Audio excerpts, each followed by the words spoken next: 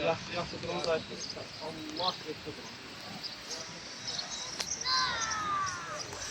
Dediyim kimi qəhrəmanlar diyarı Biləs suvarımızda polislərin peşə bayramı münasibəti ilə Ulu Öndərin abidə önünə gül qoyaraq, ziyarət edərək və bayramların qeyd edəcəklər. Polislərin peşə bayramı münasibəti ilə bayramları mübarək olsun deyirik.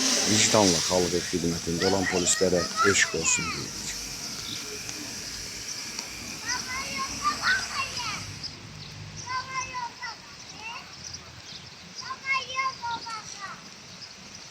Getdin mi? Yok.